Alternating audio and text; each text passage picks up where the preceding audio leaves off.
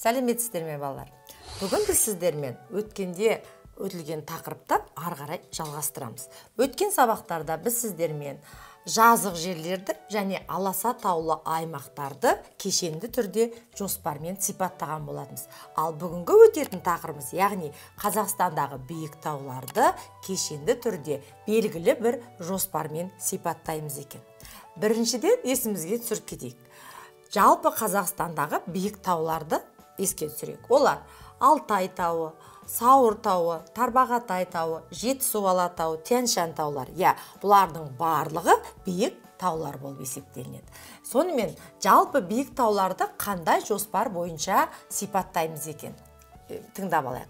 Біріншіден, әрине, биік таудың атауы, екіншіден, оның географиялық орны, ұзындығы, абсолюттік биіктігі және жалпы басым биіктігі. Үшіншіден, тау жоталарының орналасу сызбасын құруымыз керек міндетті түрде тау болғандықтан, және де оның геологиясын және пайдалы қазбаларын, таудың климатын, өзендерін, көлдерін, мұздықтарын зерттеуіміз керек екен. Жалпы соңында біз әрине биік таулардағы биіктік белдеулікті де міндетті түрде жоспар бойынша сипаттауымыз керек. Ал енді осы жоспарды сипаттау үшін біз сіздермен Алтай тауын мысалға алайық. Жалпы Алтай тауы өткен сабақтарда есімізге түсірейік. Алтай тауы бұл өте үлкен ірі таулы аймақтардың бірі екенін еске түсіреміз. Және Алтай тауы бірнеше мемлекеттің территориясында жатыр, және ол өте үлкен 3 бөліктен тұрады екен. Сонымен біріншісі бұл таулы Алтай.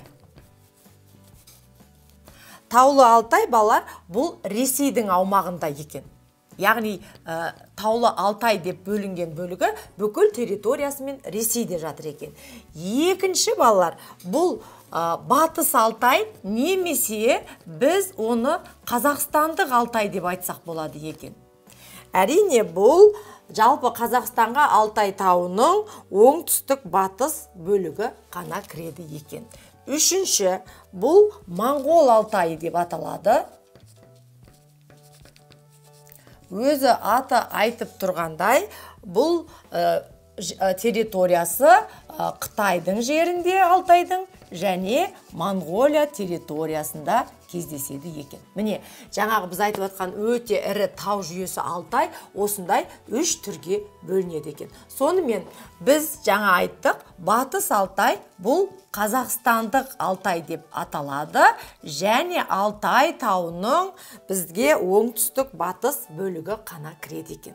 Яғни біз сол оңтүстік батыс бөлігін сипаттаймыз екен. Сонымен Қазақстандағы Алтай, Батыс Алтай 3-ке бөлінеді екен. Біз оны алдыңғы сабақтарда айтқанбыз, тағы есімізге түсіріп кетейік. Ол оңтүстік Алтай, екіншісі Кенді Алтай, үшінші бөлігі балалар Қалба жотасы деп бөлінеді екен. Бұл Қазақстан территориясындағы Алтай тауының жіктелуі екен. Енді біз жаңағы жоспар бойынша сипаттайтын болсақ, жалпы жаңа бұл Алтай тауы Қазақстанның қиыр шығысында орналасқан екен. Ал енді осы таулардың өзі 3-ке бөлінетінін айттық, және олар өз кезегінде бірнеше таулардан тұрады. Мысалы, естеріңізге салып өтейін, сіздер оны физикалық картадан тауларды көріп тауып аласыздар деп ойлаймын. Сонымен оңтүстік Алтайға Тарбағатай, Сарымсақты, Күршім, Нарын сияқты жоталар жатса, Кенді немесе Батыс Алтайға Үлбі, Иванов және Үбі тауы жатады екен. Ал Қалба жотасының ең биік нүктесі ол Сарышоқы екен, және оның абсолюттік биіктігі 1558 метрді құрайды екен. Ал енді Алтайдың ең биік нүктесі қандай? Жаңа біз абсолюттік биіктігі деп айттық. Яғни абсолюттік биіктігі оның Мұзтау немесе Белуха деп аталады екен, 4506 метрді құрайды екен. Яғни бұл таудың ең биік абсолютті биіктік жері. Жалпы Алтай атауы моңғол тілінен аударғанда алтын деген сөзді білдіреді екен. Қазақстандық Алтайдың геологиялық құрылымына тоқталсақ, ол Герцен қатпарлығында пайда болған тауға жатады. Жалпы ол неден тұрады? Геологиялық құрылымына тоқталатын болсақ, балалар, метаморфтанған палеозойлық сазбалшықты кремнийлі тақтатастан, әктастан, гранитті интрузивтен және жанартаулық эффузивті жыныстардан тұрады екен. Бұл оның геологиялық құрылымы. Ал осыған сәйкес қандай пайдалы қазбалар Алтайда кездеседі? Олар әрине алтын, қорғасын, мырыш, қалайы, күміс, вольфрам, сынап сияқты пайдалы қазбаларға Алтай тауы өте бай екен. Енді жалпы пайдалы қазбаларына бай мақсатта ол жерде Өскемен, Риддер, Зырян сияқты жерлерде металлургиялық комбинаттар жұмыс жасайды. Енді климатына тоқталатын болсақ, жалпы Алтайдың климаты қоңыржай континентті. Біз сіздермен таудың биіктігіне байланысты шілденің температурасын айтатын болсақ, мысалы балалар, ол Аласа тау беткейлерінде плюс 19, плюс 24 градус Цельсий болса, ал 1000 метр биіктікте ол плюс 16, плюс 14 градус Цельсийді көрсетеді екен. 2500-2700 метр биіктікте плюс 7, плюс 6 градус Цельсийді көрсетеді екен. Яғни, Өскемен қаласындағы температураға тоқталатын болсақ, плюс 15 градус жауын-шашын 300-400 мм болатын болса, ал таулы аймақтардағы жауын-шашын мөлшері 1000-1500 мм-ға дейін жетеді екен. Тағы естеріңізге түсіре кетейін. Біз Қазақстанның климатын өткенде айттық. Қазақстандағы ең жауын-шашын көп түсетін аймақ ол Алтай тауында деп, яғни Батыс Алтайда 1600 мм-ге дейін жететін ең үлкен жауын-шашын мөлшері осы аймақта кездеседі екен. Өзендері.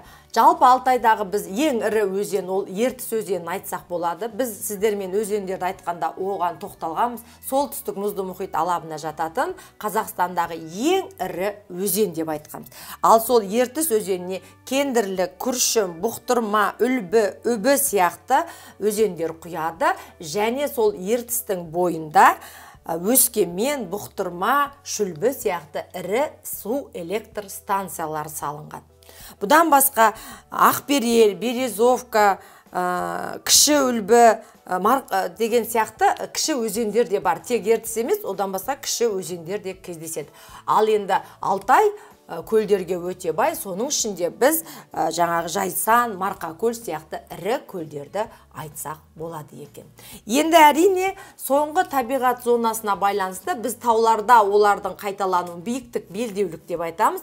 Ал биіктік белдеуліктің шегі немесе ең төменгі зона ол дала зонасынан басталады және көтерілген сайын ол жердегі өсімдіктер, жануарлар дүниесі, топырағы өзгеріп отырады.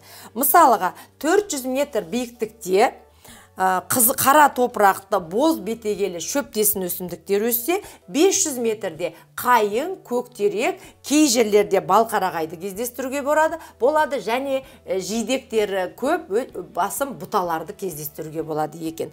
800-1000 метр биіктікте қылқан жапырақты ормандарға ауысады екен. Әрине жануарлар дүниесінен біз бұғы, марал, аю, жаңағы қар барысы немесе әртүрлі құстарды айтуға болады екен. Яғни жануарлар дүниесіне өте бай деп айтсақ болады. Міне балалар, біз сіздермен жалпы биік таулы аймақтарды белгілі бір жоспар бойынша кешенді сипаттауды айтып отырмыз. Сол жоспар бойынша біз кез келген Қазақстандағы биік тауды сипаттап айта аламыз екен. Ал мен сіздерге бүгін Алтай тауын кешенді түрде сипаттап бердім. Сіздер арғарай Жетісу Алатауын, Сауыр Тарбағатай жүйесін және Тянь-Шань тауларын дәл осылай жоспар бойынша кешенді сипаттауды үйреніп жасаңыздар. Бүгінгі сабақ осымен бітті. Келесі кездескенше сау болыңыздар.